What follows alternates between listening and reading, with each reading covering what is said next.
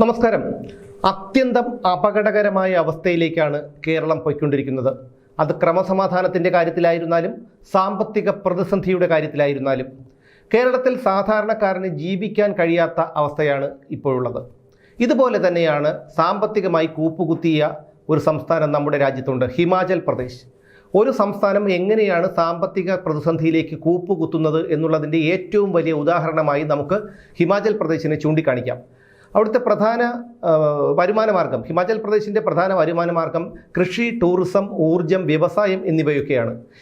ഹിമാലയത്തിൽ നിന്ന് ഒഴുകി വരുന്ന നദികൾ, അതായത് യമുന, രവി, സത്ലജ്, ചെനാബ്, ഈ നദികളൊക്കെ ഹിമാചൽ പ്രദേശിലൂടെയാണ് ഒഴുകുന്നത്. അതുകൊണ്ട് തന്നെ അവിടെ നദികൾ വറ്റാത്തതിനാൽ അവിടെ വർഷത്തിൽ എല്ലാ ദിവസവും വൈദ്യുതി ഉൽപ്പാദിപ്പിക്കാൻ കഴിയുന്നു. അതുകൊണ്ട് തന്നെ ഇവർക്ക് ആ വൈദ്യുതി ഹിമാചൽ പ്രദേശിലെ ആവശ്യത്തിന് എടുത്തതിനു ശേഷം ബാക്കി അയൽ സംസ്ഥാനങ്ങളിൽ വിറ്റ് വരുമാനം കണ്ടെത്താം.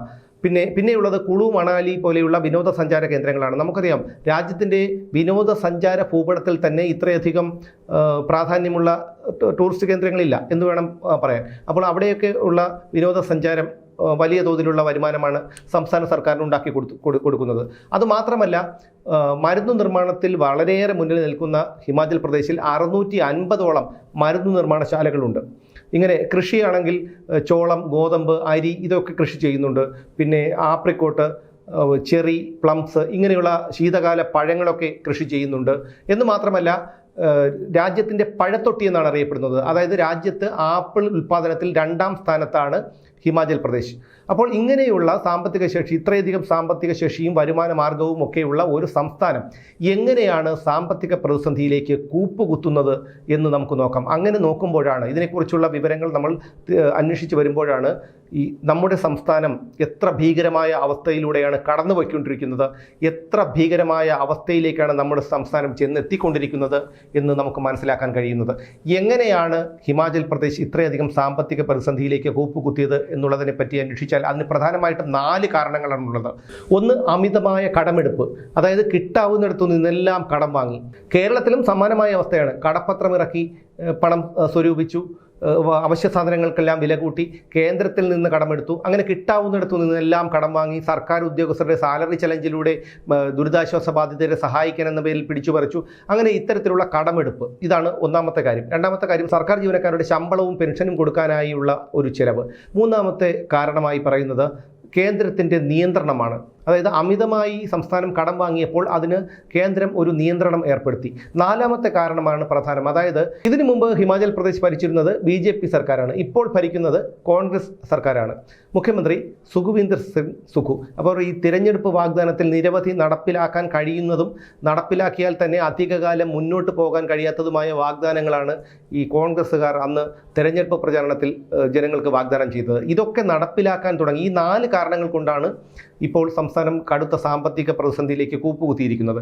ഈ 4ാമത്തെ കാരണമായ തിരഞ്ഞെടുപ്പ് വാഗ്ദാനം നടപ്പിലാക്കാൻ ശ്രമിച്ചു. അതായത് പഴയ പെൻഷൻ പദ്ധതി പുനരുജ്ജീവിപ്പിക്കും, ഓരോ മണ്ഡലത്തിലും 4 ഇംഗ്ലീഷ് മീഡിയം സ്കൂളുകൾ സ്ഥാപിക്കും, അതുപോലെ ഗ്രാമപ്രദേശങ്ങളിൽ മൊബൈൽ ക്ലിനിക്ക്, പിന്നെ 2 രൂപ നിരക്കിൽ ചാണകം കർഷകരിൽ നിന്ന് ശേഖരിക്കും, ഓരോ ദിവസവും താങ്ങുവില നൽകി കർഷകരിൽ നിന്ന് 10 ലിറ്റർ പാൽ ശേഖരിക്കും, എല്ലാ സ്ത്രീകൾക്കും പൊതുഗതാഗത സംവിധാനത്തിൽ, അതായത് ട്രാൻസ്പോർട്ട് ബസ്സിൽ സൗജന്യ യാത്ര നൽകും, 18 വയസ്സിനും 60 വയസ്സിനും മധ്യ പ്രായമുള്ള എല്ലാ സ്ത്രീകൾക്കും 1500 രൂപ ഒരു പ്രതിമാസം നൽകും, 5 ലക്ഷം യുവാക്കൾക്ക് തൊഴിൽ നൽകും. ഇങ്ങനെ നടപ്പിലാക്കാൻ കഴിയുന്നതും നടപ്പിലാക്കാൻ കഴിയാത്തതുമായ വാഗ്ദാനങ്ങളാണ് ഹിമാചൽ പ്രദേശിൽ ഈ കോൺഗ്രസ്സുകാർ വാഗ്ദാനം നൽകി അധികാരത്തിൽ വന്നതോടെ ഇത്തരത്തിൽ ചില വാഗ്ദാനങ്ങളെങ്കിലും നടപ്പിലാക്കാൻ കഴിയാത്ത അവസ്ഥയിലായി. അങ്ങനെ അവർ ഇത് നടപ്പിലാക്കാൻ ശ്രമിച്ചതാണ് കൂടുതൽ ഗുരുതരമായ സാമ്പത്തിക പ്രതിസന്ധിയിലേക്ക് സംസ്ഥാനത്തെ കൊണ്ടെത്തിച്ചത്.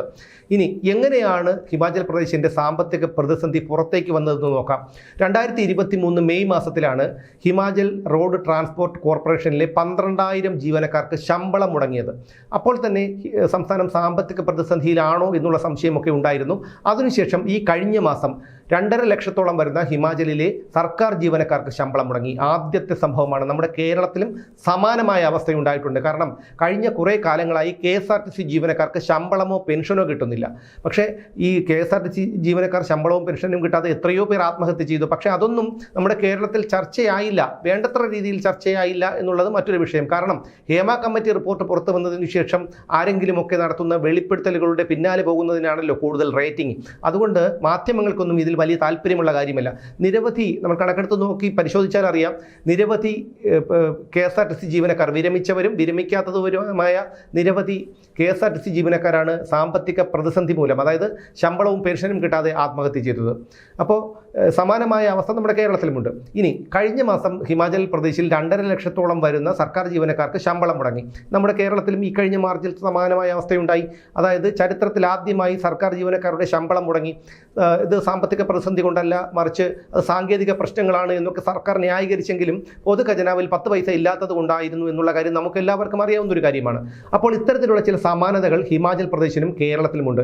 ഒരു സംസ്ഥാനം എങ്ങനെയാണ് സാമ്പത്തിക പ്രതിസന്ധിയിലേക്ക് കൂപ്പുകുത്തുന്നത് എന്നുള്ളതിൻ്റെ ലക്ഷണങ്ങൾ ഹിമാചൽ പ്രദേശിൽ എന്നെ പരിശോധിച്ചാൽ നമുക്ക് അത് മനസ്സിലാകും. കേരളത്തിലും സമാനമായ അവസ്ഥ. കാരണം കേരളവും ആ ലക്ഷണം പ്രകടിപ്പിച്ചു തുടങ്ങിയിട്ടുണ്ട്. അതുകൊണ്ട് തന്നെ കേരളത്തിൻ്റെ പോക്കും ഇനി ഈ ഒരു സാമ്പത്തിക പ്രതിസന്ധിയിലേക്കാണ്, കൂടുതൽ സാമ്പത്തിക പ്രതിസന്ധിയിലേക്കാണെന്ന് നമുക്ക് മനസ്സിലാക്കാൻ കഴിയും. ഇപ്പോൾ ഹിമാചൽ പ്രദേശിൽ മുഖ്യമന്ത്രിയും മന്ത്രിമാരും കോർപ്പറേഷനുകളുടെയും ബോർഡുകളിലെയും ഒക്കെ ചെയർപേഴ്സൺമാരും ഒക്കെ 2 മാസത്തെ ശമ്പളം നീക്കി വെച്ചിട്ടുണ്ട്. കാരണം സാമ്പത്തിക പ്രതിസന്ധി മറികടക്കാൻ. മാത്രമല്ല മുഖ്യമന്ത്രി MLA-മാരോട് ശമ്പളം സംഭാവന നൽകണം അല്ലെങ്കിൽ നീക്കി വെക്കണമെന്നൊക്കെ ആവശ്യപ്പെട്ടിട്ടുണ്ട്.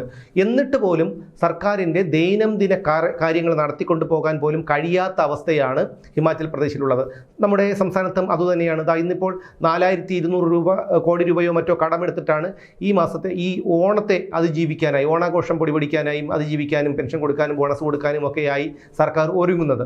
ഇക്കഴിഞ്ഞ 7-8 കൊല്ലത്തെ പിണറായി വിജയൻ്റെ ഭരണം കടുത്ത സാമ്പത്തിക പ്രതിസന്ധിയിലേക്കാണ് നമ്മളെ കൊണ്ടെത്തിച്ചത്. പക്ഷേ ഇതിനൊന്നും യാതൊരു ദാക്ഷിണ്യവുമില്ലാതെ, അല്ലെങ്കിൽ നമ്മുടെ സംസ്ഥാനം സാമ്പത്തിക പ്രതിസന്ധിയിലേക്കാണ് പോകുന്നത്, ഇനി കടം വാങ്ങാൻ ഒരിടവുമില്ല എന്നൊക്കെയുള്ള ബോധമുണ്ടെങ്കിൽ പോലും വീണ്ടും വീണ്ടും ആ ചെലവുകൾ ചുരുക്കാതെ ചെലവുകൾ വർദ്ധിപ്പിച്ചു കൊണ്ടുവരാനാണ് നമ്മുടെ സർക്കാർ നോക്കുന്നത്. എന്നു മാത്രമല്ല ഈ നികുതികളും പിഴകളും ഒക്കെ പൊതുജനങ്ങളുടെ മേൽ, വില വർധനവും ഒക്കെ ജനങ്ങളുടെ മേൽ അടിച്ചേൽപ്പിക്കാനും സർക്കാർ ശ്രമിക്കുന്നുണ്ട്. സർക്കാരിന് എത്രമാത്രം ചെലവ് ചുരുക്കാനുള്ള അവസരങ്ങളുണ്ട് നമ്മുടെ സംസ്ഥാനത്ത്. അതായത് ഒരു ഹെലികോപ്റ്റർ വാടകയ്ക്ക് എടുത്തിട്ടുണ്ട്. 80 ലക്ഷം രൂപയാണ് അതിന് ഒരു മാസത്തെ വാടക. ഇത് ഒഴിവാക്കിയാൽ തന്നെ വലിയൊരു തുക ഓരോ വർഷവും ലാഭിക്കാം. അത് മാത്രമല്ല 21-22 മെമ്പർമാരാണ് PSCക്കുള്ളത്. അത് രാജ്യത്ത് തന്നെ അപൂർവമാണെന്നാണ് എനിക്ക് തോന്നുന്നത്. കാരണം രാജ്യത്ത് തന്നെ ഏറ്റവും PSC മെമ്പർമാരുള്ള സംസ്ഥാനം കേരളമാണെന്നാണ് എൻ്റെ അറിവ്. ഇനി അങ്ങനെ ആണെങ്കിലും അല്ലെങ്കിലും 21 മെമ്പർമാരൊന്നും, കാരണം ഈ രാഷ്ട്രീയക്കാരുടെ ചാണകങ്ങളെയൊന്നും നമ്മൾ പൊതുജനങ്ങൾ ചുമക്കേണ്ട കാര്യമില്ല. ഈ 21 പേരുടെ ശമ്പളം നമുക്കറിയാം. എൻ്റെ അറിവിൽ അത് 3.5 ലക്ഷമോ 2 ലക്ഷമോ 3 ലക്ഷമോ എന്തോ ആണ് ഒരു മാസത്തെ ശമ്പളം. അപ്പോൾ ഈ ശമ്പളം ഇത്ര പേരുടെ ഇതിൽ ആവശ്യക്കാരെ ഒരു 5-6 പേരെ നിലനിർത്തിക്കൊണ്ട് ബാക്കിയുള്ള ആൾക്കാരെ ഒഴിവാക്കിയാൽ പോലും അതിൽ വലിയൊരു രീതിയിലുള്ള മിച്ചം പിടിക്കാൻ കഴിയും.